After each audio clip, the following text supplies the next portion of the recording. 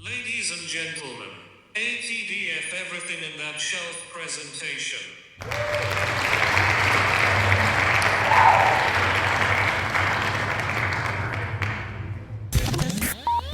You're now rocking with TDF everything. Spoiled rotten.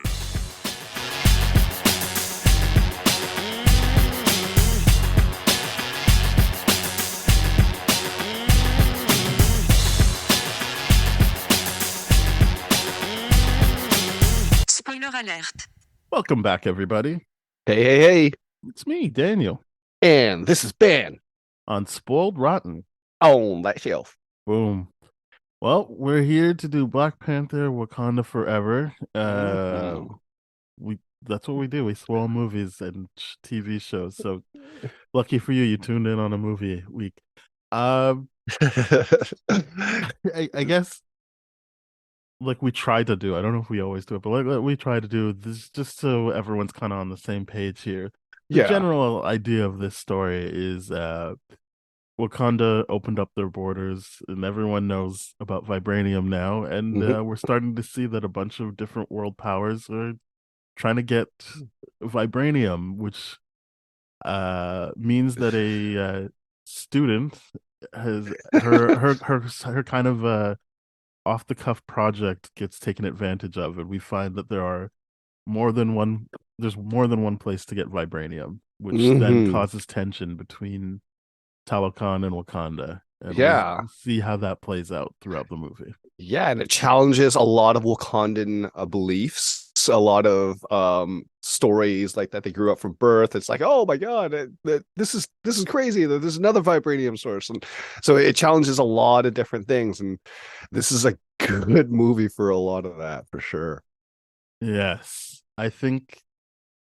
I mean, I really like the movie, but I feel like it's very complicated to talk about. It's definitely a complicated movie because I think, and I agree with a lot of other reviews where some people are like, I don't know where the character ends and where the actor is grieving on screen. And I'm like, I think that's a strength to how much they loved Chadwick Boseman and all that kind of stuff. And I don't think that's a negative, but it is difficult to talk about because it makes it so deeply personal for everyone that was a part of Black Panther 1 grieving through this thing because it was so tragic. I think that's kind of what I like about it, that like the James Gunn movies we've been talking about and shows like Peacemaker, this is actually the artist working through something very real and actually kind of public that we already know. Like we saw the fallout of James Gunn. We saw that the Peacemaker and the Guardians of the Galaxy properties are him working through a pretty checkered past and trying to see how he can come out on the other side of it. This is very immediate of we know that the people making this movie are working through the death of Chadwick Boseman. Yep. The characters are working through the death of T'Challa, and the movie does not shy away from like the first scene is Shuri working on a cure for this previously hidden disease that T'Challa is dying from. So it's I think there's room for people to be like, what? So they just created this disease that we don't get to know about, and that's how we start. But it's like, yeah, because that's how it happened for them in real life. So, that's and I think that's what thing. makes it hard because I understand that, and I think that's good that they're able to process it that way. It makes it better for me. It makes it elevated. But as we've talked about, I think there are people that interact with these movies that don't really want to meet them on that level and want them to just perform as action, especially when it's like not centering white people. Then I feel like people are kind of like, they did this thing or whatever. Like it's over stuff. It's this. It's like, it's good for them, kind of. Like it's thing, But I think as we talked about in an episode that'll come out later, like in our revisiting of Black Panther, it's more than that, and it's a lot more meaningful than that. And without just being sentimental. I think this one's more sentimental, it's more emotional. But I think that there's a lot of other pluses to this movie, even if you remove just the very real, yes, they are processing a real death and a real loss. Yeah, it's I don't understand the people that are like, I want you to name the illness. I don't think that matters. None of it matters. It I'm really, not even really saying I doesn't. saw that because I haven't. I Mm. To be honest with you, I have not watched any review or read any review of this because Oh, okay. I already know I'm not gonna be happy with it. Like Uh, there's just something about it where I'm just like, So you know, here's the funny thing I noticed this time around is like reviewing the reviews that we were very the first. Okay, so there's a multiple episodes we've done on Black Panther. The very first episode that we did, the very, very first one, I don't remember what date that is, but when Black Panther originally released and we originally did the review, we were talking a lot in that episode about the reviews that other people had, and we were like, yeah, they're completely off the mark. They're choosing not to engage with the stuff that's important here, the stuff that Ryan Coogler is really deeply putting into this that's really, really important, that speaks to certain non-white experiences and all that kind of stuff, and they've dismissed it. This time around, I feel like I have watched those reviews because I was like, as for better or for worse, those reviews are a good way of like giving me a plot summary when I have a overly busy mind. So getting that plot summary works well for me. But then this time around, I did notice that they are reaching deeper in to try to find connections to culture and history and all that kind of stuff. Whether successful or not, either way, it's still like, oh, you're still a white dude saying this kind of stuff, and you're missing the mark on the deeper meanings. But I'm glad that you found a connection with Tucson's name. It's just like, oh great, that's cool, I guess, but you're missing the mark on literally everything else. So there's more of an effort, but they're not more succcessful this time around. Just for you, I would echo that would be do the not case. watch those reviews. Yeah, but I think this movie, I mean, it's hard for me to kind of just do the like, hey, this is the one sentence about. But for me, watching it, it really felt like it's like a lot of Phase 4 was about grief, but in this yes, sense, it felt like the guilt that comes up with grief. So the guilt of, and yep. I mean, it helped that I knew what Ryan Coogler wanted to do with the movie before Chadwick was dead. And I Right. feel like he still gets to explore that, but then the very real thing of, well, he died. But just Yep. that idea of like, shit, what's the stuff I didn't do? Like, what do like the guilt I feel of being like, I missed out on this or I didn't do that. And I think that's really what's driving Shuri, who, by the way, I feel Yep. like Letitia Wright did an amazing job. And I feel like even Pauline said it, like, I still think Chadwick Boseman was a great lead for the first movie, but I think Letitia Wright is a much more immediately improved lead because I feel like she's more dynamic in what she's showing you. So I feel like even if you're not completely keyed into what's going on with her, even though it seems like it's pretty obvious, you understand that there's a trajectory she's going on here of who she sees when she finally takes the purple herb. Like, like that's kind of where she's going because you've got the mother going through the exact same thing with her and being like, okay, so we're going to put this to bed now. And her being like, what the hell are you talking about? Or like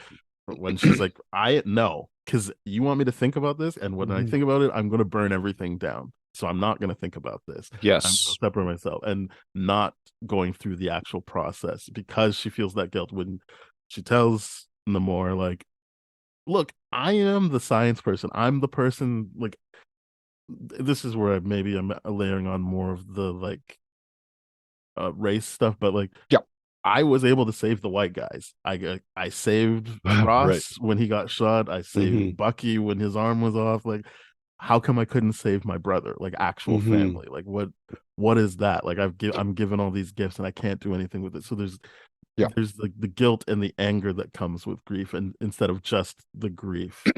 And as I said, like, what I loved about WandaVision was that it was about grief. I don't know what the writer director's relation to that was, but we know that this is a very real, tangible guilt and anger and grief. So it doesn't feel as theoretical. It doesn't feel as academic of a it doesn't feel as academic as a exploration. It feels very rooted, as you said, like in like, this is probably what Letitia is feeling. I mean, not hey, how come I couldn't save Chadwick? But probably it was like, how come I didn't get to know until it was too late, or whatever. So it feels just that much more engaging, Mhm. which is why I feel so connected to the movie, but also Shuri as a character in this, because you already see like we'll get to it, but yeah, she's gonna see the wrong person when she takes her herb. She doesn't, Mhm. and yeah, like so like T'Challa gets to see his dad, Killmonger got to see his dad, like they got to see family members, Mhm. and technically she does see a family member, but it was like even her reaction after that and being like, no, I didn't see anyone. Like, Yeah. yes, she's lying because I'm sure she feels the guilt of like, oh fuck, that's who I saw. But it's also like, well, I also like fuck them. Why didn't I get to see like my mom, my dad, or Mhm. my brother? Yeah. Um, It's yeah. I feel like it's a really interesting and complex portrayal of what's going on there, because Yeah.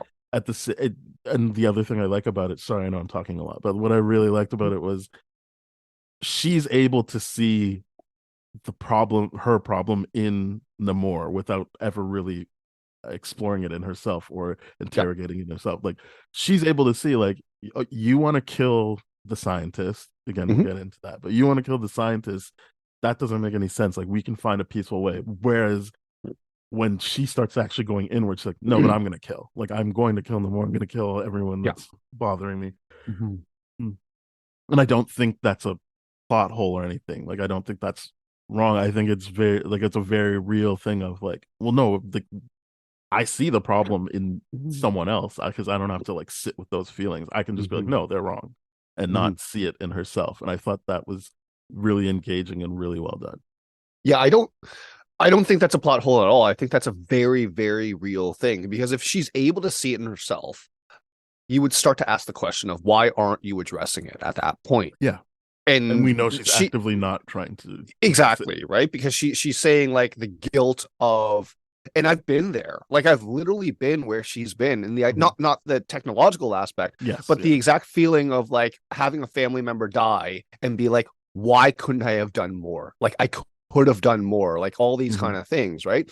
And working through that process, that trauma, you keep focusing on that question. You keep focusing on your abilities, and nothing else becomes important at that point because you only internalize that as your own failure, right? Mhm. And the movie does a great job of even premising the deep layered complexity of trauma and loss through this, in the sense where they, after that opening funeral scene, 1 year later, to show us that she hasn't done any change whatsoever. The first scene where Ramondra and Shuri are going to the lake to burn their funeral garments to, as a way to be like, no, our grief is over, we're letting go, which is very symbolic of a lot of different cultures, like Mhm. burning. And I want to definitely talk about burning in a little bit.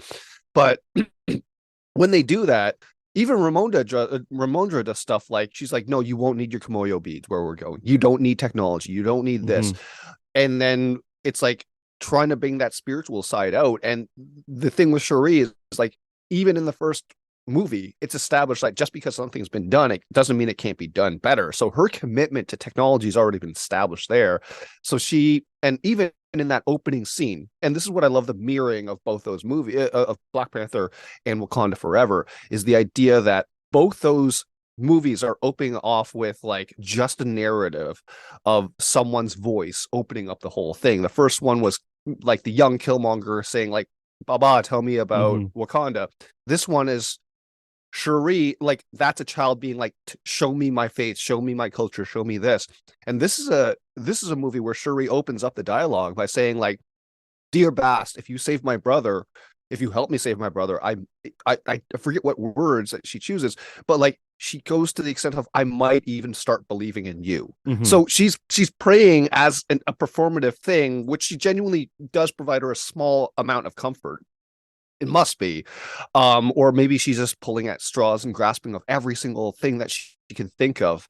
But the fact that she chose, even though she knew what his brother's medical status was at the end, she chose to continue working to save him, Mhm. as opposed to doing the one thing that she needed to accept at that one point in time, which is to be with him. Mhm.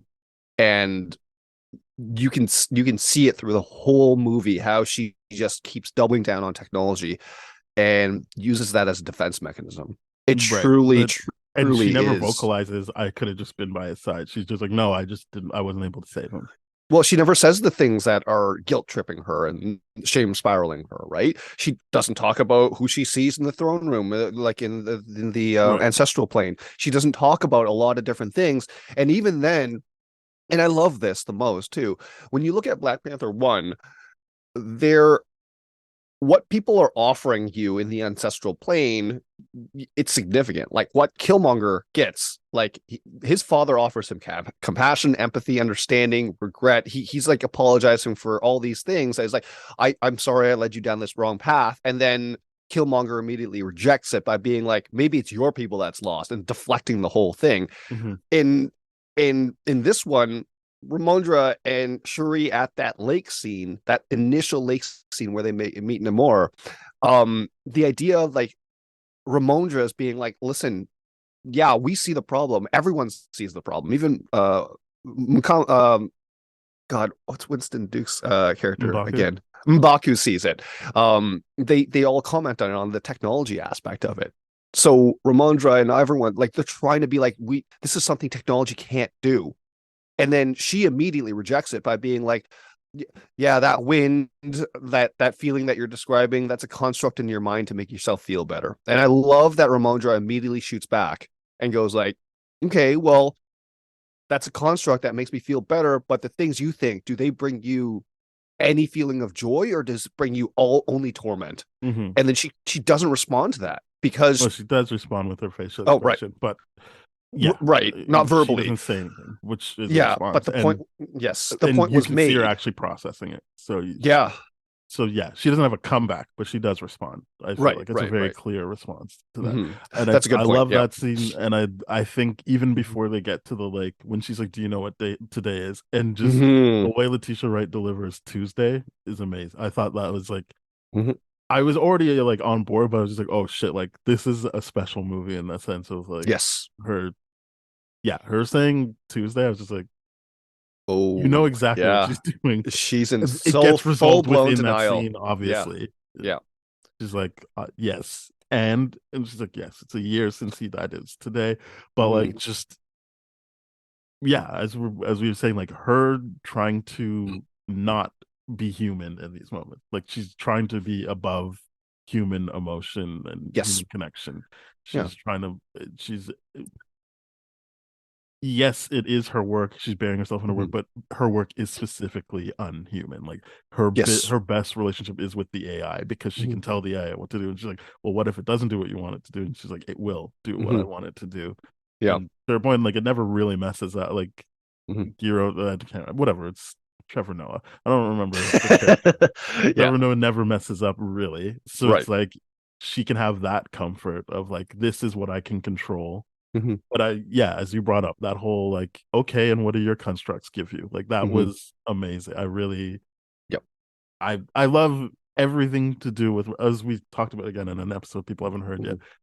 I felt like they used Ramonda perfectly in this movie. She's this is like crazy good. Her relationship with Okoye. Like I felt like that was the only time I thought I might cry was the Okoye stuff. Ramonda and Okoye.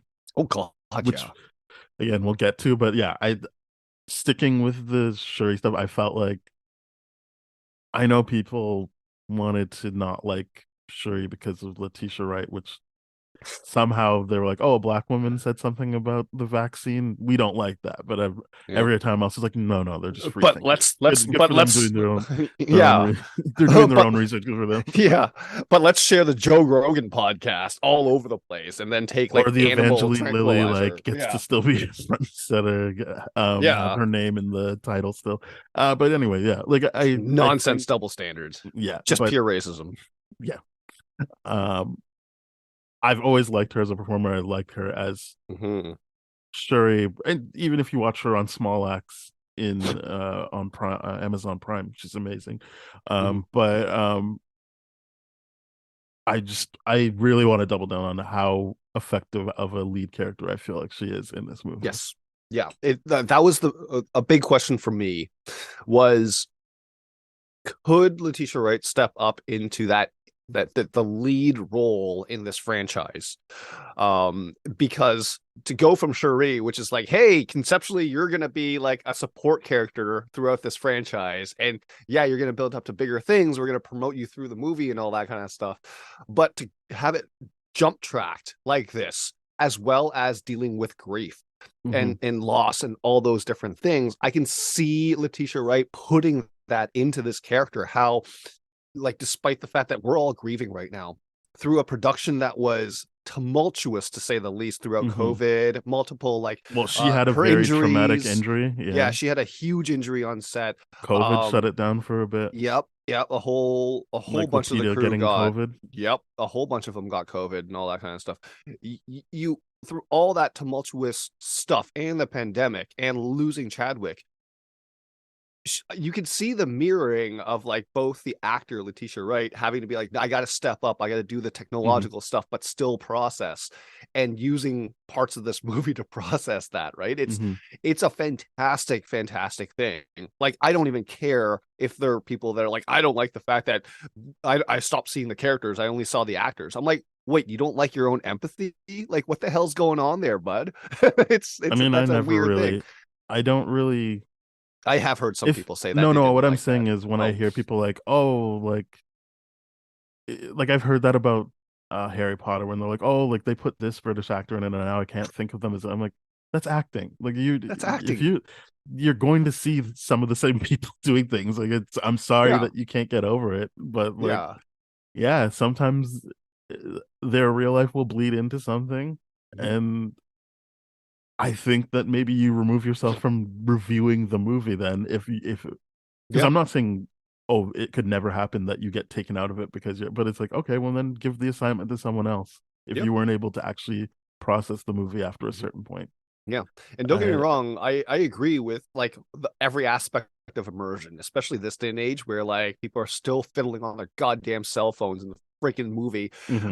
But it's like the idea of immersion. I'm like, yeah, okay, if that takes you out of it, sure. But you're right. But I'm saying then you got taken out of it. Move on. Like, don't review it then, because you didn't actually watch the movie then. Yeah, state your bias and be like, now I take this with a grain of salt. Like, just do that. Just be honest about that shit. Right? Give the assignment to someone else. I'm being serious. Like, yeah. Okay. Well, yeah. I don't want to read.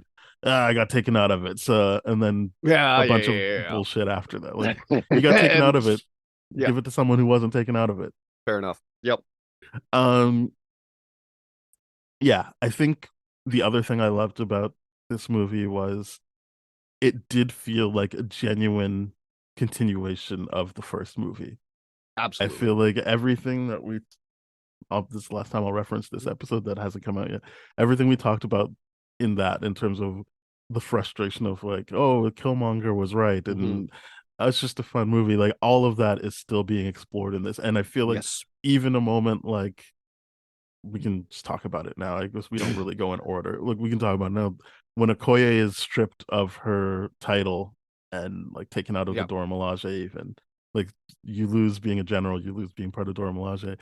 She lost her identity, and she's like, like the moment she was like said mother instead of Queen Mother, I was like, fuck, like it was just like, that really hurt. Like, but Ramona being like, hey, let's not forget when Killmonger took over and you just went with it, I still took you back and never said anything about it. Like, I never gave you any shit about that. Then when I told you not to take my daughter in this movie and you did, and then you lost her and the scientist, like, I'm kind of done. Like, and then they're like, oh, well, you gotta, she's given a lot to the country. Remember, she was willing to kill her husband. And she's like, and where's her husband now? Daniel Kaluuya is just in jail. She can see him whenever she wants. Yeah, where's my family? Like, I can't see my family whenever I want. So let's not compare who's giving. Like, it's the speech from the trailer. Like, have I not giving everything? Like, it's like, we're not, and I didn't even see it as her trying to do a tit for tat. She's just like, we're not doing that comparison because she's not going to win that comparison either. You're like, out of league. You're out of league. You just did. It's just like, I'm done. Like, sorry, but I'm done. You're out. Yeah, and Ramondra has every right to do that, because I'm like, there have been a lot of questionable calls by Okoye, when you put it in that context. from Ramonda, right? Like if you look at it at Okoye's things, like yeah, I'm doing my job. Like this, I'm in general. I'm to the throne, and that's her fallback, right? Every And what I single liked through when line she is said that. mother instead of queen was that Oh yeah. it's she could have just appealed to like, hey, look, my Hmm. allegiance is to the throne, so calling you queen is just like, hey, come on. But when she just is like, no, mother, like you're my mother, it's like we're outside of my That's allegiance now. This is just you and me. Please yeah. don't do this to me. Yeah. When she goes like permission to speak, and then Yeah. oh yeah, that got me gut wrenched, man. That was brutal. Yeah. That was I such think, good emotion. as I said, everything to do with Ramonda is amazing.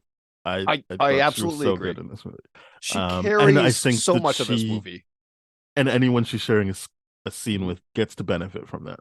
Yeah, and I think there's something to be said about this of like the role of black women having to take care of everyone because that's literally her job in this. She like defends Wakanda. She takes care of literally everyone, Hmm. and she's still running the show, and she saves Riri at the end. Like she's the amount of sacrifice like and I love that she got that scene because I'm glad that you someone suddenly finally gets to address it, like the amount of sacrifice you're giving in this movie and still carrying on and still rolling with everything, it's Hmm. just wow, it's ridiculously crazy, right?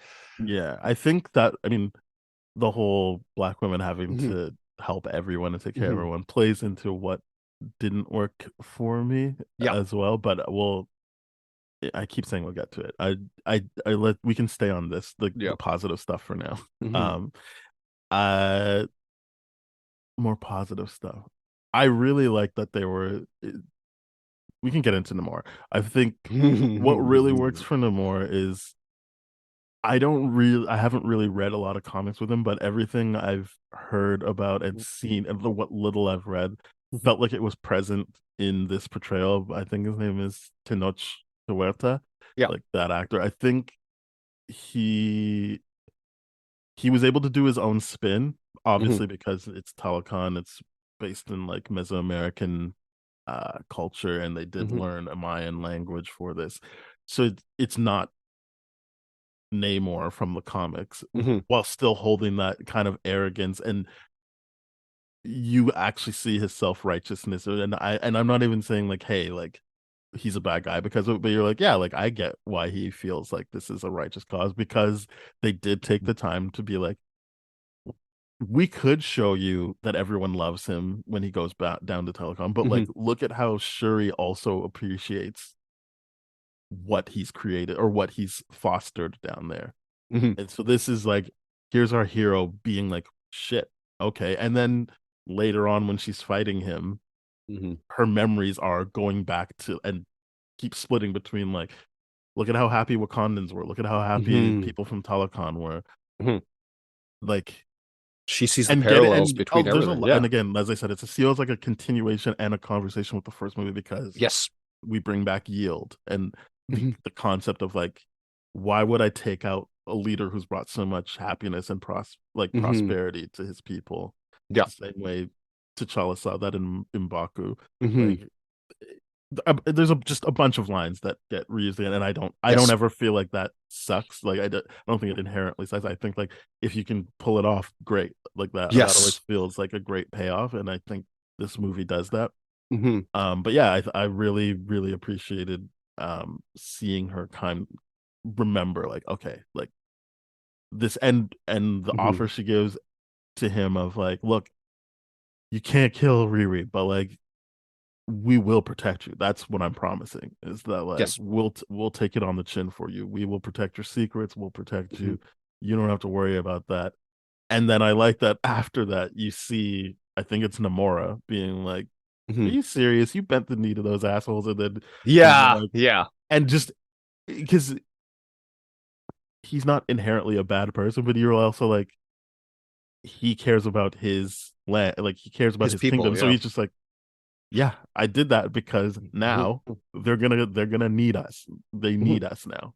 Like Yeah. because we already saw like early on, like France just decided we're just gonna steal it. We don't even care. Like we're tired of waiting. We're gonna steal it. We already saw Val being like, you kidding? Yeah, I would dream of the day where we have all the vibranium. Like, Oh God, that's what we're working towards, obviously. Yeah. You Her already intentions know, couldn't be more clear in that situation. and then like when Namor is talking to Shuri, and it's a Mexican actor talking to a black actor, being like, "Come on, you know what they are going to do. Yeah, they're gonna make us look like the bad guy. They're gonna say all for our resources. Like that's all they're gonna do. Like we can't afford to be fighting each other." And I think that while he still doesn't want to be indebted to someone ever again, he was like, "Yeah, I'll take that. I'll take that alliance, and I will use that to my advantage at every possible, because I know it's gonna happen. Like, I've already seen how this is gonna play out." Yeah, and let's keep in mind, he's been around since 1500, 1600, 1500 around that time period of time. He's got a long lived experience of what colonization does, right? And and he's seen it firsthand. He's seen it done to his people. He's seen it done all over the place. So he's like, yeah, this is what they do. This is what land dwellers do. So we're gonna hide. We're gonna be happy. We're gonna do our thing, unless like one of the plot lines of like, oh yeah, the pollution in the ocean is gonna get him to kind of kick everyone's ass again, which is a thing he does in the comic books a lot. But in this situation, it was like, yeah, I did my job. I'm protecting my people. And this is the best way to protect my people, is by having allies, not by having more enemies at our like beck and call, basically. Like, don't worry about it. And the way he plays it off too is like, hey, listen, they know about Wakanda. They do not know about us. If they attack, don't know where we are yet.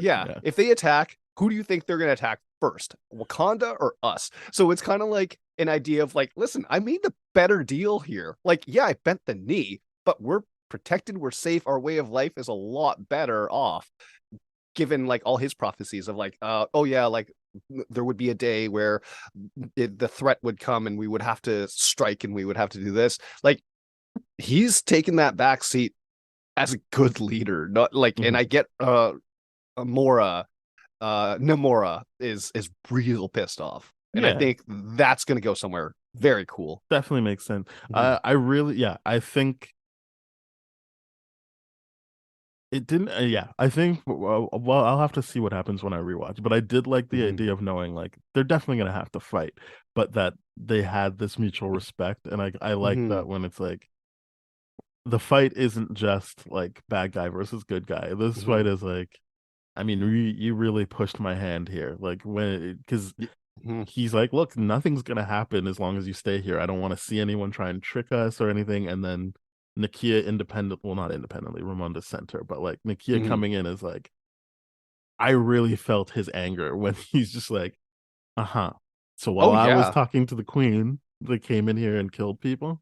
Yeah, because I mean, I told you what was gonna happen, and it's happening now. Like, I mean, I get it. I get exactly why he feels that way, even though like Shuri had nothing to do with it and all that kind of stuff. It's still like, yeah, okay, this is what they do. This is what land dwellers do. Like, he's like, oh, okay, all right. Well, I'm gonna show you that I wasn't bluffing, and then you understand that Shuri was already on the path to like, I'm gonna destroy everything, and then she's like, you took my mother too. Like, all right, well, now this is happening, and just I really liked. We can talk about it now. Like, so the movie isn't Black Panther throughout. Like, it's not like I was really happy that they weren't doing the like, oh, everyone takes up the mantle at some point. I like that it was just like, no, Shuri has decided we don't do Black Panther anymore. Like, we do tech. Like, we're evolving, and obviously that doesn't work. And then she actually uses the bracelet that Namor gave her as a sign of respect and solidarity to fully synthesize the purple herb again. I love that scientific explanation, by the way. That was such a great explanation for like, oh yeah, this is a plant that grew from vibranium rich soil. I'm like, boom, I'm in, baby. That worked. That worked me so well. I loved it. So then she takes it like basically at the end of the second. Yeah, I would say end of second act. Yeah. So there is no Black Panther throughout. It's just like the Mhm. last act is Black Panther, Mhm. and that you still are tainted with. She takes the herb, but when she goes to the ancestral plane, she sees Killmonger because Mhm. obviously she's seeing Killmonger because one, we've already established she doesn't really believe in this stuff, Yes, which Killmonger didn't really believe in it either. correct. Um, she's only really out for revenge, which Killmonger was only really Mhm. out for revenge, and he Mhm. is her cousin, so Mhm. that's who she's going to see in her ancestral plane. Yeah. And I like that again. We Killmonger wasn't right, so you're the whole time Mhm. you're like, "Hey, come on, sure, you need to see this a different way." Yeah, you need to And you're like, reflect on she's this. being Killmonger. She's being Killmonger the whole Yes. movie, and then Mhm. she sees Killmonger, and she has to sit with that fact that like, huh, well, all my actions led me to seeing Killmonger, Yeah. who I knew was wrong. Mhm. But and the way she's like, the way he was like, well, yeah, like you, your dad is a hypocrite, so fuck him. Like, obviously, you don't want to see him. He killed Yeah. his own brother. Yeah. Fuck that guy. Like, and your brother, like, he's just he's like a doof. He's a no. These aren't my opinions, but this is Killmonger's reasoning. It's like he's a doof. You don't need to see Yeah. that noble idiot. Like, what do Yeah. He's you like, want to oh, like he. stand around? And I again in conversation with the first movie because everyone was like, oh, he doesn't want T'Challa doesn't do anything, and it's like I know that's not true, but if you're Killmonger, he's like that guy doesn't do anything. He just stands around waiting for stuff. I get shit done. You want to be Yeah. like your brother, or you want to be like me? I get Yeah. shit done. And then you don't see it at first, but then you see it later where she's like, yeah, I'm nothing like my brother. Like they'll see that I can get stuff done. And you're like, Mhm. well, that's I feel like that should show you. I mean, I know that won't help Mhm. people who think Killmonger was right, but I just feel like it is doubling down on no, he is not right. And she Yes. says, you did it for yourself. You weren't doing it. And he's like, I did it to avenge my ancestors. I mean, could be And right. I and think then that we proved that Killmonger's yeah, he turns it around. He's like, "Didn't I do the exact same thing?" And I'm like, yes, you did, technically." And this is where but he was the wrong to truth. do it. So it's Oh, like, 100% he was wrong to do it, but that's like what he was doing. And I'm like, okay, yeah, this is where cherry picking data and misrepresenting it really works in his favor, mhm. and why a lot of people are still like, oh yeah, he's the good guy. And I'm like, no, he's not the good guy. Like, get that through your Because head. the movie works if you're watching her and being like, wow, she's really not like She's really not processing well. this well. Yeah. She's not doing well. She's not Mhm. doing well. And then to have it be like, yeah, you're doing what I did. The Killmonger saying, you're doing what I did. I'm Literally. hoping Yeah. that lands with people like, I guess Yeah. And, that is and the wrong way. and this is the through line, right? If you look at Killmonger's character, there's a reason why when he goes to the ancestral plane, he's that child first. No other character is a child first when they go to the ancestral plane. And it's because that's representative. And when he's in the ancestral plane, I forgot to mention this too, because it didn't really occur to me. The first time he's in the apartment in Oakland. Mm-hmm. He's trapped in there. Everyone else, and then Shuri does the exact same thing. She's trapped in the throne room where Yeah. Ramonda dies. It's not until later where there's no confinement of the ancestral plane when later on we see Ramonda again, and when T'Challa the first time and the second time goes to the ancestral plane, there's no confinement there either. It's I guess this is where we go into the Moon Knight thing where the hippo god goes like, oh yeah, the ancestral plane is what you perceive or whatever, all this kind of stuff, right?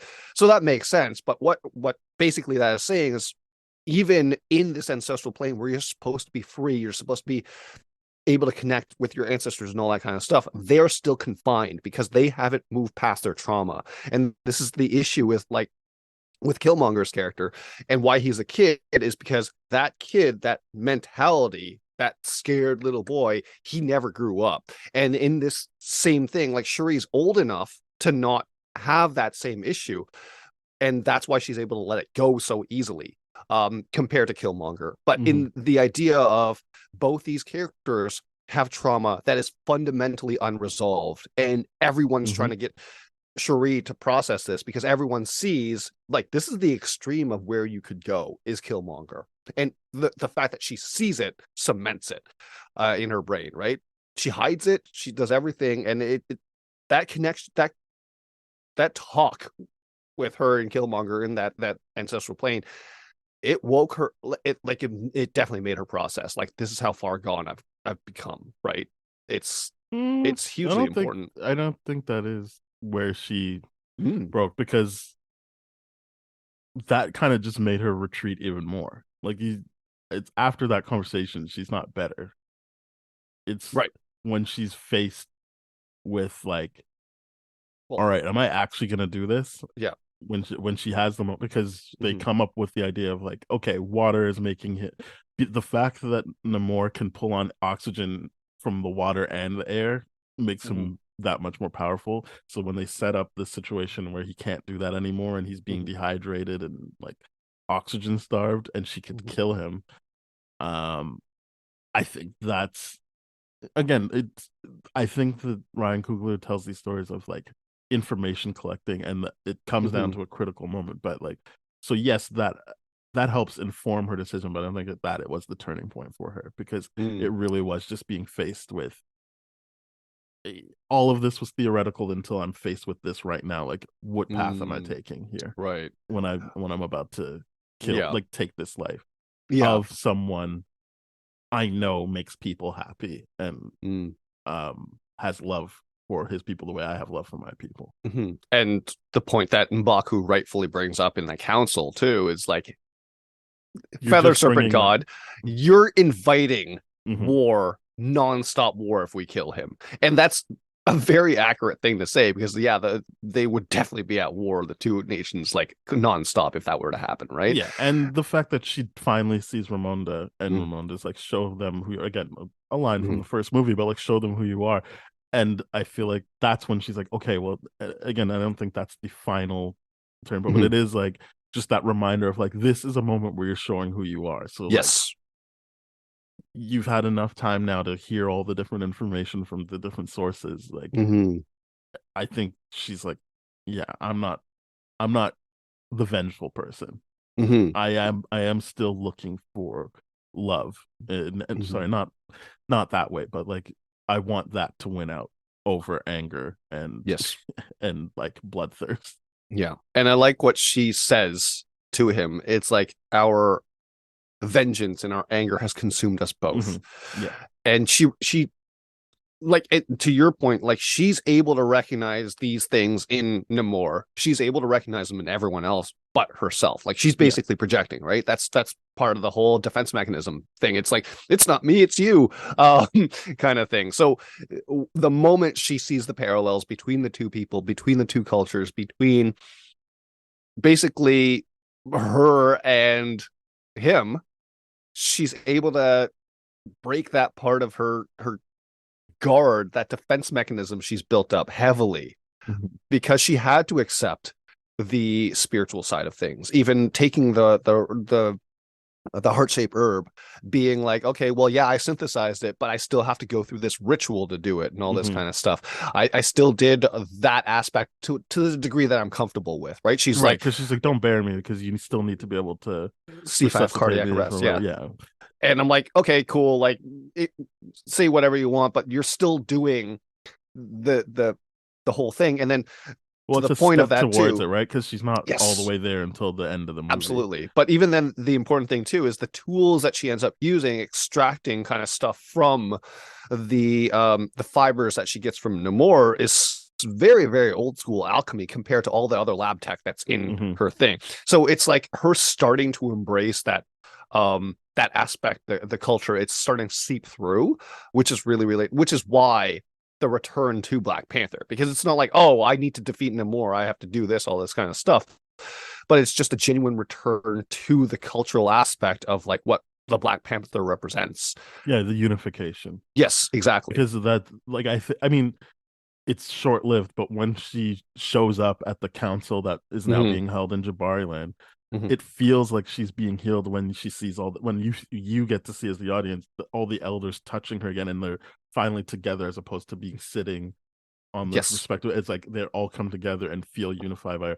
But Mm-hmm. then you're like, oh, but she's just on a shitty like power trip right now. Like, of like, no, like, Mbaku, shut up, do what I tell you to do, and we're gonna go kill Namor. Yeah. Um, but in the moment I was like, wow, like that's the importance of Black Panther, is it's Yes. actually bringing everyone together. Yep. The same way Namor brings everyone together in Telecon. Yep. So I liked that moment. We can kind of shift now to the stuff I don't think worked as well. Mm. I get a sense we're going to talk about Mr. General Everett Ross over here. Yeah, and Riri Williams. And yeah. I think Oh, Riri didn't work for you.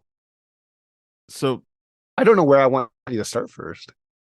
I think when we're talking about a movie like Black Panther, which I feel is pretty perfect, like I've given it consistently 10 out of 10. Like I Right, think Black. it's a You're talking about Black Panther 1, not yeah, Wakanda for. I Yeah, think yeah, okay. that's a perfect movie.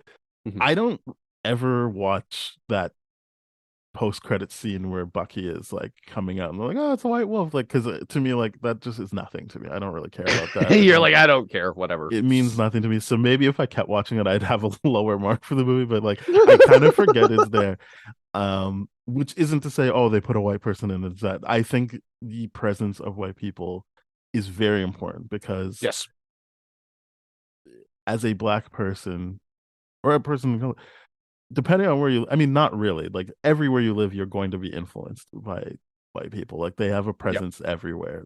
There is no getting by that, Yep. especially as The media is the borders presence. break, Yeah. right? Like, but like we know as people of color in Toronto, in Canada, you're not going to be free of white people, so that their No, existence is in your life. And that's not to say, and you gotta, and it stresses everybody out. I'm just saying it's they are inevitable. present, right? Like Yeah. it's inevitable. It's a part of your life.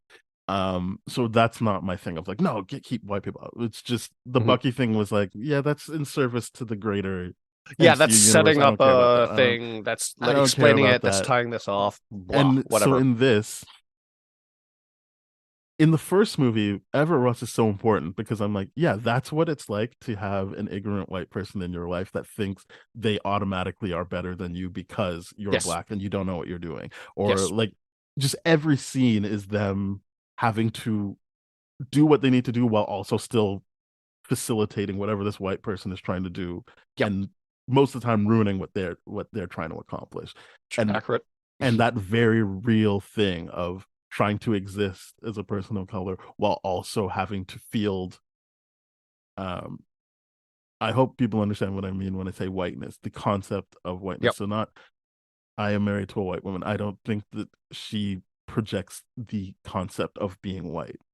That's two No. different things. Yes. I have another podcast, Uncolonized, that talks about that. But to shorten time, when I say a white person, what I mean is that concept of, well, yeah, I know what I'm doing, or needing to insert themselves, or be like, oh, well, you don't know what you're doing, so let me show you, or always having that bit of advice because obviously they know what's going on better than these people. That is what I mean. I'm sorry to abbreviate that, but again, I have another podcast that goes into that in great detail. I hope that you can listen to that and understand what I mean. Definitely go check out if you want to understand what Daniel's actually saying. Yeah, so this construct of being white. So yep, that is what Everett Ross represented in that movie to me. Absolutely. I think it was very clear that is what was going on. Yeah. In this movie, he's someone that's there. I think Val works better because you're watching like, okay, she is there because that is exactly what would happen. There would be someone really pushing like, we're getting that vibranium. I don't. We want the like, weapons of mass destruction. Yeah, we want that. Everett Ross is kind of they're doing this thing of like, their ex, which kind of plays into the very, very tangentially, like the guilt thing of like, because their ex, they used to be married. Yep. Their thing is kind of like, oh, well, what was said, what wasn't said, what was done, what wasn't done. But I'm like, but that is just their thing over there. It doesn't really play into this movie. So Everett Ross is in a position where I'm like, he's there because he was in the first movie and is a important character in the comics to Black Panther and Wakanda. But I don't feel like he was used effectively enough for me to warrant the screen time he takes up. I agree, especially when it comes to like the fun they were having with, and that's his ex-wife. Because as I said, I do think Val is like why not have her in there, because that makes sense of Yeah. what we know she's up to, but just Mhm. in general being like, yeah, she represents the powers that be that are like, and now we're coming for you. Yeah. Thank you for opening up the floodgates. And I think that what worked in the first movie especially was that idea, as I already said, like you're trying to do what you need to do, but also you Mhm. have to take up bandwidth to deal with the Mm. whiteness, especially when it's like, okay, Shuri saved Everett Ross's life, Mhm. and then she's like, and I built you a thing so that you can fly the way you used to fly Mhm. and help us take down the enemy. And she's fighting while he's like, what do I do? Sorry, like what's going on? And it's like, Mhm. yeah, that black woman that's like, and now I have to take care of you and hold your hand through Yep. this, even though I already gave you all the tools you needed. Yeah. Because I've heard people be like, oh, and then the white guy gets to save them. I'm like, he's kind of What? just straining in the first movie. Like I'm like, no, He's he's kind of trying to just keep up. straining. He's Yeah. straining Shuri's ability to do what she needs to do. It He's made sense to basically me. Like, trying to keep up. Like yeah, that's he's all trying to he's keep doing. up. She He doesn't literally has to be save like, the shoot them out of the day. air, you idiot. Like, Yeah, like like, come what on, do you what are you mean? What are doing? you supposed to be? Yeah. I don't think that he serves the same purpose in this. So No, he doesn't. again, it's kind of like, if you like, I like the actor, like I like Mhm. Martin Freeman, so like sure, if he's in there, you get to have Okoye have her moment when she's like, wow, a colonizer in chains, now I've seen everything. Like, is it really worth him taking up as much time? I don't Well, I know, but mean, like at least it's like a point for a black character I really like, but it's yes. just like, Yeah. eh, I mean, yeah, I don't think that works as well. And I mean that in the sense of like, if we're talking about a Mhm. perfect movie and then this movie, Correct. not, oh, this brought this movie down so much, I can't believe they put him in there. Like, of course they Yeah. put him in there. It's just, Yeah. I don't think he was used as effectively I in this agree. movie. I agree, uh and I think that's because it's to. I personally feel it's to set up the Wakanda series on Disney Plus. I think it's going to do that, like it's setting up that kind of stuff, right? And that's why there's no through line. There's no like ending of that story. It's just like, oh yeah, we're going to continue this in like Wakanda Plus or whatever Here, on yeah, Disney Plus. because It, now he's on the run. yeah, it, He's arrested because the whole time Val is very much aware. She says, "You picked up yeah, the you Shuri's Kamoya beads I planted on the bridge. those, I'd you already bugged those, dummy. so I know everything Yeah. that you're talking about."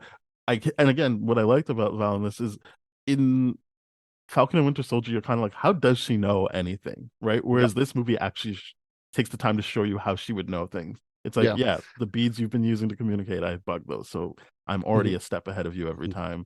Like, you think you're making plans, but I'm just aware of them, and Yeah. then You she think arrests you're him. Like, being you think like sneaky. Yeah. you think she'll be like, and I'll protect you because everything. No, you're arrested, and I'm gonna act on this information I have. Mhm. But like, so again, I feel like that presence works as Mhm. another issue they have to deal with while they're trying to process their Yeah. grief. And again, the first movie was they opened up their borders that now everyone knows.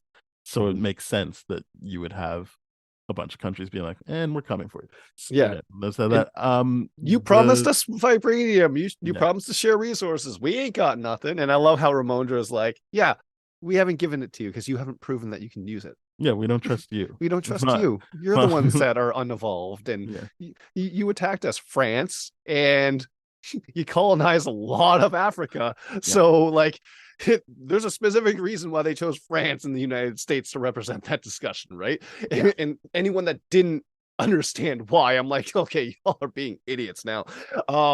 But Yeah. it's so like that aspect of it, and then the whole like, yep, you're the ones that are brutal and you're the ones that are unevolved and you're the ones that we can't trust. So no, until you can show us that you can do these things, you can say I all the don't think that's what she was vibranium. saying. I think she was saying, we're here to help. We never said you're going to Yeah, get any vibranium. accurate. Yeah. You can have access to our resources in terms of Mhm. our time and service. We never Mhm. said you're getting vibranium. And I don't Yeah. think it was ever like a, hey, if you show that you can play nicely, we'll give you some. I think she's just like, that's not on the table. And Yeah. if you keep coming for it, there's gonna be less times where we give you back your people. Yeah. I do like the fact that like it's like even though our king said this, it has always been Wakandan policy that we do not do Trade, vibranium yeah, with we other don't do people. that. We do not ship, we do not trade and all that kind of stuff. Like we do not do that because of this reason. And I loved how effective that was 100%. So Riri Williams, let me preface this by saying I wouldn't take her out of the movie, Right. if I'm being honest, because why not have another black superhero? I don't care. Like, I will give that bias of like, it didn't fully work for me, but also like, I'm not like, oh, take her out and save her for something else. It's just like, it doesn't fully work for me because one, it makes sense that you have a scientist, or if you want it to be a student, whatever. Like, it makes sense that someone would make a vibranium detector, the like something that looks for vibranium. That part makes sense.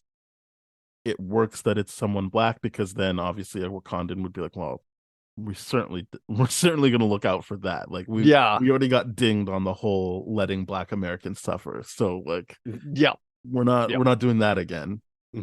So all of that makes sense. So yeah, why not make it Riri Williams because of how she was introduced in the comics? It makes sense to do that again and here with Tony Stark being gone. All of that makes sense. I just felt like she's in there, she gets to do her full thing, and then they were like, and now we're taking your suit away because you have a show and we kind of have to do this arc all over again. That doesn't really work. That is a little bit weak, but I'm like, I was like, really, she's taking it away from, I thought she was gonna just give her a better suit, not you can have your car back. Like, no, I was like, oh, okay. I agree with the whole taking the suit away. I just thought, why you can't just give people suits. What do you mean give? Like, she made it. Okay, yeah, but with their reason. But okay, either way, it's just what do you mean either way? How do you agree with taking away her suit? For the show. Oh, well, that's a terrible idea. It is a terrible idea. That's a terrible reason. I'm just saying I understand why they did it. I'm not going to No, you understand why Disney wants to keep this treadmill going, but not that's really exactly what I'm understanding. Yeah, that's not understanding. That's not actual understanding motives and character through beats. the characters. I agree with that. I 100% agree with that. No, it's that. I just had the radical acceptance towards it. That's it. I'm not arguing anything. I think that's I'm a bad like, idea. Yeah, it didn't work for me. Right. I also think that like I agree that it didn't work for me. I just had to accept it. Yeah. I'm at a point in my life where I'm like, I recognize what I can change and what I can't. And right now I know that you have to. But that's not about like, oh, I only like things that I know I can't change. It's just if you don't like something, you still call it out. Oh, you're right. That's why I was like, I wanted you to talk about it because I'm like, I know this bothered me, but it also didn't bother me enough to be like, oh, this is gonna shit all over the movie. But like the Everett Ross stuff did. I'm like, this is too leaning in that direction. Like that's so a plus for Riri Williams again in keeping up with the differences between being black in an African nation. I say that because obviously Wakanda's made up, so I don't want to be like specify an actual African nation, but being black and African versus black and African American. When she's basically talking about how like she did this to prove that professor wrong because everyone doubts her, but and then she says, but to be young, black, and gifted, which is a song at least for me made popular by Nina Simone. I'm sure other people sing it, but like then she realizes, oh, I guess you wouldn't have that mentality coming out of Wakanda. Like, you already know that you guys are great. Like, you don't have to constantly prove that. You don't have to. You don't need that kind of affirmation. So I thought that like early on, you're like, yeah, okay, this is good that they're keeping this up about like like reminding you that there is a difference. We're not a monolith in that sense. That diaspora has to deal with this in very different ways, and that, as I said, this was a continuation of like, you should be protecting the black people that don't live in Wakanda, and specifically that don't have that mentality, that have the whole, oh, to be young, gifted, and black mentality. You should be helping, reaching out to them, because that was supposed to be what was happening with Shuri after the first movie. So I liked all of that. As I said, it was kind of like they burnt through the ceiling of what you can do with Ironheart. By giving her right to the end of the thing and then being like, we're taking that back. No, and then her being like, I guess so. And I'm like, what? No, you made the suit. You were a big part of helping them. Why are you giving that back so freely? It doesn't even really seem like what she was like before. Like it seemed like she was a character that would be like, I'm taking that suit. Sure, you say whatever you need to say right now, but I'm taking the suit. Right. I think a lot of what it had to do is like her guilt with like developing a technology that got misused behind her back. Because like this is she didn't the key create thing. it so that they could find. She was just Yeah. like, I I could did it do for a that, and school you said I project. couldn't do it. Yeah, I did Yeah. it for a school project. She's like, and that was what caught Suri's like, you didn't get commissions? Like, no, I did it for a school project. They took it and used it for their own purposes. And then Shuri's like, oh shit. Oh yeah, this is how they treat people like us around the world, right? Like it's messed up. It's yeah, I like what you're saying with the diaspora, but like when she says like this is the least I could do after the threat that I brought onto Wakanda, meaning both And she's like, wait, are international Wakandans and pissed at me? She's like, not just us. Like, yeah, not just us. And like her and Namor's people and all that kind of stuff. She's like, oh, she's trying to right that wrong. But I'm like, you can't right that wrong. You're a developed technology. It could be reproduced. But yeah, I think it didn't really. Yes, you can have guilt, but because they weren't. This is what I mean by like the first movie felt like every character has to go through that concept that they're going with. Just because it's working doesn't mean it can't be improved, and it doesn't mean they have to agree with it, but at least they're confronted with that. And in this movie, where it's like the guilt that comes with loss and how that can be used, I feel like they didn't really explore that with her, which would be fine in a good movie. It's just we're talking about, is this movie perfect? And so that was something that didn't work for me. Yeah. Because it didn't fully embrace that. And again, I can't forgive the whole I'm taking this from me, because I don't really like it. Would be one thing if Shuri made her a suit so that you can have the Tony Stark, Peter Parker thing of like, well, I'm taking it back because you don't need all that. Right. But that wasn't the case. She was already working on it when she had no idea about what Wakanda would do with her. Right. So then when she was able to finish it and they take it away, I'm like, that makes no sense. Yeah. I mean, like, I will say that just because I radically accepted it doesn't mean like I do like it. I do. Yeah. I disagree. I agree. I'm like, why can't they just give her the suit so she can have the suit? In the Ironheart to me, series? It's not their decision to make. So the fact that it's even a discussion point bothers me. That they'd be like, we're taking that back. And it's like, what? No. Fair enough. Yeah, I didn't like it because I'm like, oh man, now Ironheart series has got to be like, to your point of the series, like how much time do they spend outside of their superhero suits? Because that is going to bother me now. You can see the imagery that's not leaked. It is official imagery that just looks like her suit made out of the car thing again. Like that's what they're going with. So it's like, right. So she's going back to it's scraps. hard for me to be like, I watched this movie, and they've said that show is a direct sequel to this movie. So it's not like you're supposed to forget. Oh, really? Yeah, they're not saying, hey, forget about that. Like, this is happening before. It's like, no, this is a direct sequel. I did not realize they said that. Yeah. That's pretty cool. But that is like, now a little bit more we already annoying. Watched her upgrade, and I'm not saying that's the only reason you watch a show like that, but the upgrades are a visual representation of character growth. So to like watch her go back and do it again, it's like, all right. It feels like the Thor thing where we just, we have to find a way to take powers away and find a way to re-earn them back and all those kind of things. It's that trope. I mean, it feels weird. It feels weird. And then they did it with Spider-Man. So it's even more feels like, well, we've already seen them do this. And then we saw them do this directly with her within a movie. So yeah.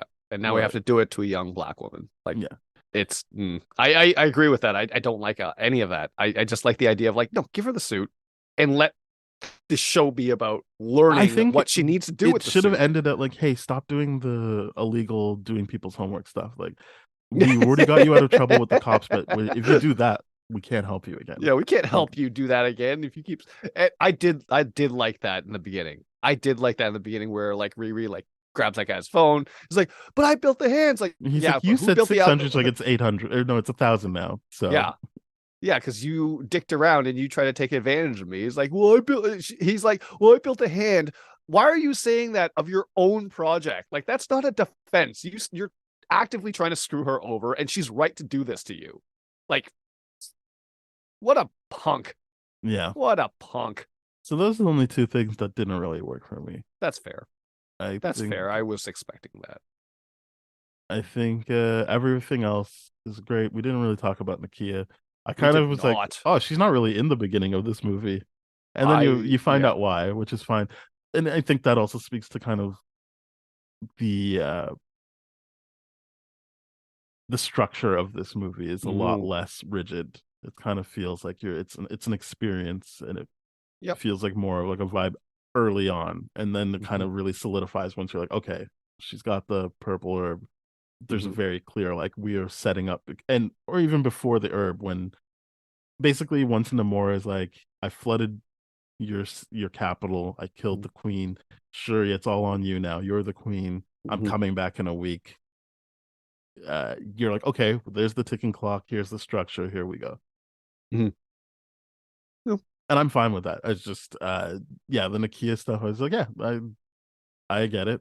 She's always been the source of like, she's saying the right things. She has the right idea. I guess it makes sense not to have her saying the right thing all through the movie. Like she's also respecting T'Challa's wishes of keep my son out of it for now. Yep. And do your thing. And I say Haiti, but now that this movie has made me be like, have I been saying Haiti wrong the whole time? Because they say like Haiti, yeah.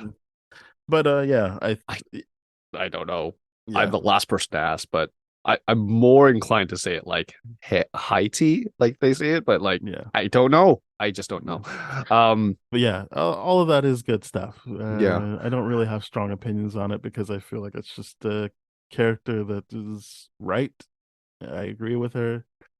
I don't really know what else you can do with it. I like that she got right back at they gave her that thing of like, no, I'm a teacher now. Like that's what I do. I'm at the Haiti Outreach Center. I teach. And then Ramonda's like, shut up. Just do the thing I know you can do. And she's like, okay, I will. I like that Ramonda it really like right away says like, oh, I remember these technologies. These are very similar to Wakanda. Like talking about like food production and like hydroponic growth and all that kind of stuff. And she's like, yeah, but we're doing it with all the salvage stuff that we can find here. And I'm like, that's really cool. I really like that aspect of she's taking those technological advances but using the local stuff in Haiti and all that kind of stuff. Yeah, some really cool. And you're right. There's not much to say about her because they're like, she's a character that always does good. She always says the right thing. She always does the right thing and all this kind of stuff. It's not that it's not interesting, but it's just I enjoyed watching her. Like, yeah, because you have that tension of like she's gonna go in there and they specifically said don't try and trick us, and it's like wow, it's happening. And so like there's that tension of like what's gonna happen. I mean, you kind of know based on trailer stuff that she's gonna get out of there, like because we hadn't seen certain things from Shuri or Riri yet. So it's like, I mean, they're gonna get out of there. I'm not worried that they're gonna, but it is still the tension of like, how is this going to affect how Namor reacts later on? And then it was nice to see her be a big part of. Seriously, tell me who you saw at the ancestral plane. Like that is because to me it was. Generally, I do mean generally because there are other characters that landed on either side of Nakia's point of view versus Killmonger's point of view in that movie. I mean, there's 3 points of view because Killmonger was just like, no, let's burn everything down. She's like, we should be helping people. And then there was the let's stay on the let's just stick to ourselves. Keep status quo. Yeah. Let's keep doing so there's 3 times. But like in terms of what I say about like, you know, everyone feeling like Killmonger was right because he's the only one that was like, we should be empowering Black people. He was saying a bunch of shit he didn't mean, and she was actually saying what she meant. She was talking about empowerment through helping. He's talking about empowerment through suffering. But he's and not like, talking about empowerment at all. It's not. He's talking specifically like when we wanted to uprise and all that, we didn't have the tools. I'm like, okay, you're talking about the past situations and all that kind of stuff. You're really cherry picking. You're misconstruing everything here. He's not And misconstruing well, anything. not He's just misconstruing. not. Sorry, He's not.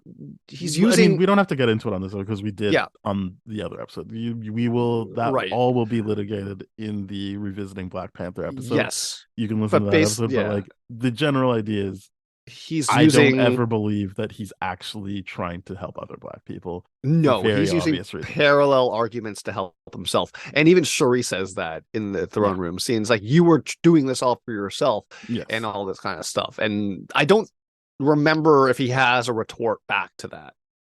I don't remember. Neither do that. I. I'd have to watch again. But Yeah. his general idea was I got shit done. Yeah, and I'm like, if that's what you want to. Yeah, I guess you got shit done to the degree of you became king of Wakanda for like a hot That's minute. what he means. I took action. I took action to do what I wanted. Yeah, but you didn't follow. You didn't succeed. No, you not ultimately, but yeah, he took action. He took action. Point. Yeah, and I'm like, you didn't live long enough to see T'Challa take action. That was it. But yeah, I was about to say something very insensitive. Yeah, I think. Well, yeah, I already talked about. Okoye is one of my favorite characters, even though I don't really agree with her point of view. But I like what happened with her in this. That she became. Was she like a Midnight Angel? I can't remember. The Midnight Angels. Is that I knew that was the Michaela Cole character was playing them in it because I think that it does become a group. Yes, and that Michaela Cole's character in the comics is usually the leader of that. But I like that they were like it's Okoye and that character I don't remember the name of, but Michaela Cole's character. Let me find out. That they got to be together. Anika. Yes, they got to be that together. I like that. Also, I'm glad I watched. I can't remember who it was. Maybe it was Jimmy Kimmel, but Michaela Cole being like, "Let's all manage our expectations about how much I'm actually in the movie," because I was like, "Okay, good to know." Very good to know, because I would have, and I'm not saying people need to see that before they watch the movie because I've seen the very real complaint of how come she had so little time. Right. But all I know is I was prepared for that because I saw that interview where she was like, "Let's I'm happy to be part of it. Let's just manage our expectations." Yeah. And I mean, like, okay, she's not gonna have a deep, rich storyline here. But I did like that she was still kind of continuing the whole just because things are working doesn't mean they can't be improved. Because when you first see her, she's like, "Hey, I sure you gave me these." And it's that whole like, look, we use spears. Don't fuck around with that. Yeah, and she's challenging Okoye. Yeah. So yeah, she's not a fully drawn out character, I don't think. And they used her to kind of score points with, and she's in a relationship with Io. But like, yeah, I think that knowing that going in made it easier to handle. That okay, she'll be on screen, but she's not a major player. I think this is I'm just really excited for what is going to come up from this. You know, like she's obviously going to be a big part of the Wakanda series and all that kind of stuff, and I think that is okay. My estimation is I don't obviously you're right is not the right word here. But I do suspect that she's going to be a big part of the Wakanda series and all that kind of stuff, and we're going to see. I mean, I mean, I really like the stuff she does on her own. So if being part of the series takes away from her making more stuff like Chewing Gum and I May Destroy You, I don't know if that's a trade-off I'm willing to make, but sure. Because Chewing Gum is incredible. God damn it, I May Destroy You is one of the best things I've ever seen in my life. You should watch that. Yeah, I definitely should watch that for sure. Definitely should watch I May Destroy You. Don't expect Chewing Gum. It is a completely different. I would not ever expect that. Chewing Gum was one of my favorite comedies when it came out. Yes. And I May Destroy You is just like one of my favorite things to think about. To like, I remember rewatching the Halloween episode like 5 times in the matter of 2 days. Like it's just a great show. But yeah, so I hope that her, just sprinkling in this movie was a factor. She's working on her own stuff, and we can keep getting Michaela Cole stuff. But if she has time to do both, great. Why not have more of her? I just feel like I don't really want to do the trade-off of she's doing just this character in Marvel stuff. I mean, that's fair. If that's where you're coming from, I think that's very, very fair. Because All she's right, got great stuff. But yeah. let's.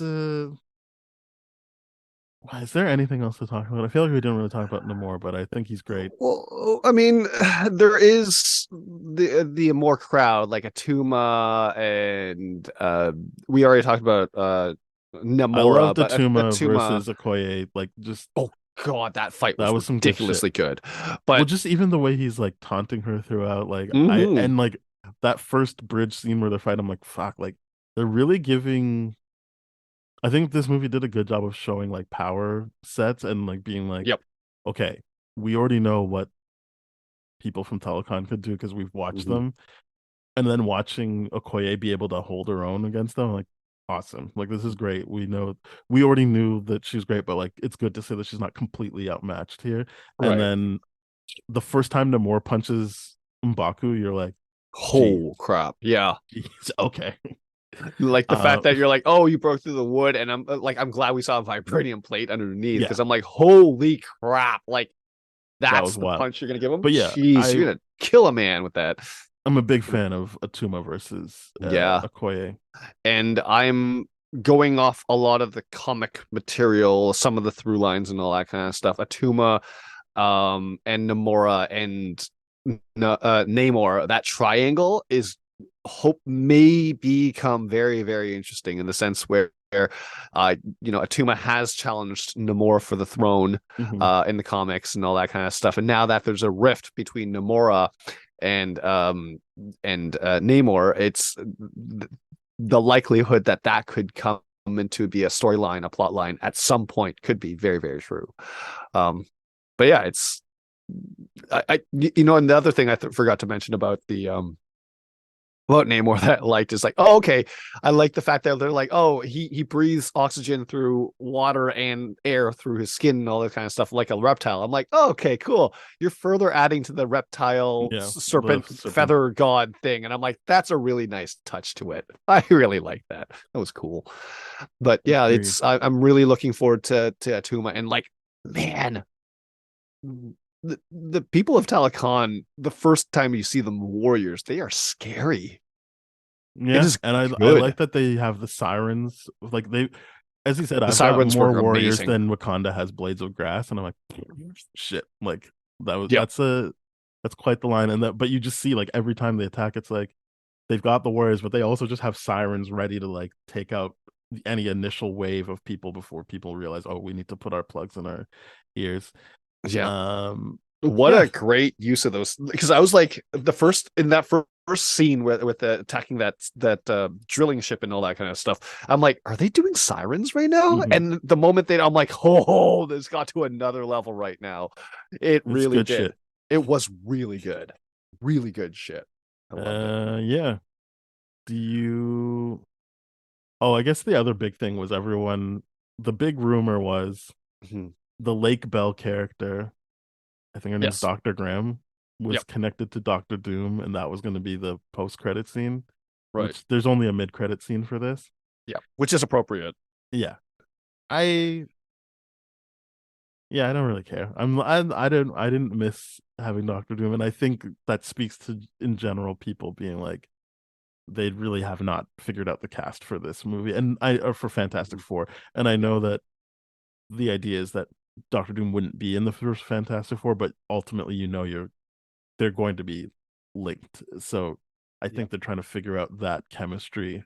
Mhm. Um, but also they're saying like, oh well, Doctor Doom is never going to be in it. But I don't know because there wouldn't be so many different sources being like, yeah, that's what's going to be, and then Mhm. at a certain point they're like, okay, it's out, like that's done. Mhm. So I'm not saying like this year they made that decision, obviously, but like a very early on thing was, yeah, Doctor Doom is going to be the one that's actually setting Wakanda against Talokan Mhm. in an effort to weaken societies that might threaten Latvia or whatever.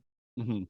Mhm. uh so I just wanted to acknowledge that I was aware of that, but I don't miss it in this, and I don't think it really I don't think it would have. it's not really the Black Panther Ryan Coogler way to like have that Yes. kind of connection. Yeah, I like the fact MCU. that it was much more clear that it was just politically driven as opposed to like one character like a Zemo or something like that pulling the strings. That it's like, no, these are their genuine, this is It's just France real and life. America's Like this is genuine intent is that if they like, even the president will go like, and Val in that kitchen scene goes like, what does the president want to do? He wants to destabilize Wakanda and take the resources. Like literally every line of what they're doing is happening. And they're not paranoid for being like, we need to protect vibranium. We need to protect ourselves. We need to do this. And it's I think Ryan Coogler did say that the initial Black Panther 2 script was basically exploring those ideas, those fallouts from T'Challa's perspective. So well, it was more him being like, oh, during the blip, I missed so much, and so it was still always going to be about that kind of, not the loss of losing people who died, but he could have been mourning people who died during the blip when he was gone. But it was the guilt and the you feel of like the time you lost to something, and so for sure it obviously becomes the time she lost to connect with her family, her brother, before he died, because she was so caught up in tech and not wanting to have that actual human connection. So yeah, I think that also helped me process this movie, that it's not like this complete shift about what the movie was going to be about. It was always going to be about feeling some kind of loss. This is a very different kind though, but that was always the plan. And you have to accept that it's always been a part of the plan, because if you look at Phase 4 in whole, you said it perfectly. It's all about grief. It's all about accepting. It's about there's a bunch of grief throughout. Yes. Yeah. I think. Well, that's the main motif through Phase 4, I guess, is grief. The idea of grief and exploring that through multiple different facets and assets and all that kind of stuff. Exactly. I mean, not that everything directly ties into it, but it does. Like, there's a bunch of grief and everything. People have lost stuff. Let's rate this movie. Yeah, this is going to be a hard one. Let's. You want me to go first? I can go. You want to go first if you'd like. I would give this a 9. Yeah, I'm doing 9.5 for the Ross stuff, because as even though I can accept it, the radical acceptance part of me, I can still acknowledge the fact that I'm like, I like the fact that Black Panther 1 was so self-contained. This is a lot less self-contained because it has to do more. It has to set up all those kind of things, but that's the only knock I have towards it. Everything else was like, and I wish I purposely can recognize that the Shuri stuff and me connected so much, but that's for me and my therapist to work through. But yeah, it's this movie really hit me. The way I think it's great. Process, it's fantastic. And I'm hoping that as I rewatch it, the rating goes up, but for now it's at a 9. I think it's great. I don't have any more notes other than what I said, and I'm hoping this didn't sound like I was trying to rewrite it. But yeah, I think it was great. I don't think that was the case at all. I have plans to rewatch it with a good friend next weekend, and I am really excited to see it again. And I it's a movie that I thought would have me on the floor crying. I didn't necessarily cry so much as I did like really it hit the motions. Every note was there. I just didn't cry. Yeah. And I'm the same. That's yeah. Thank you very much for listening, everybody. We are part of the That Shelf Podcast Network with other great shows like Bad Game Movies, Black Hole Films. So please go to thatshelf.com. You'll find those shows, our show, more shows. If you want to hear older episodes like our Black Panther initial episode, you can go to tdfeverything.com/spoiledrotten and do that. We're on Apple Podcasts, Spotify, Stitcher, iHeartRadio, Radio Public, bunch of places. So please rate, review, subscribe, follow, share with your friends on all those platforms. You can get in touch with us at TDF Spoiled. Our email is spoiledpodcast@gmail.com. So please hit us up there as well. And let us know what you thought of this movie and if it was a successful sequel or not. All right. Bye-bye. Cheers.